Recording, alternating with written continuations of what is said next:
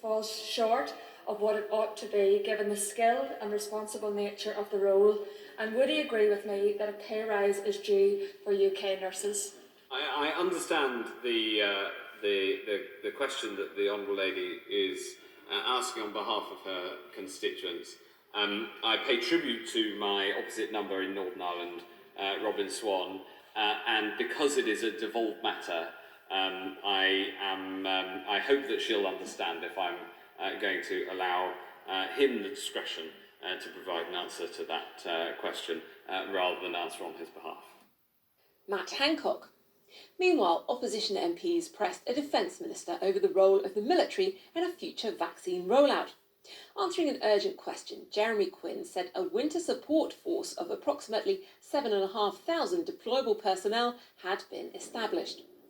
Around 2,000 military personnel are already being used to help mass test people in Liverpool.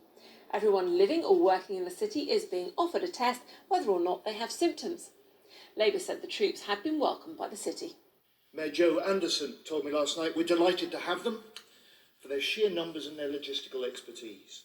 He said they'd set up 17 centres and done 23,170 tests in just 72 hours. The citywide testing, of course, is to find people with COVID who are infectious but asymptomatic and then ensure they isolate and don't infect others.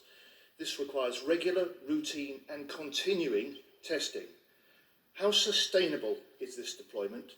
When will the 2,000 troops start to be withdrawn? The government has raised the whole country's hopes with the news of the Pfizer vaccine.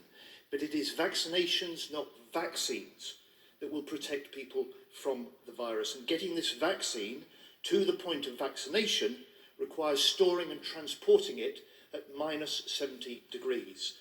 How is the military involved in planning for nationwide vaccination? Will the military be involved in its delivery? How soon will this start?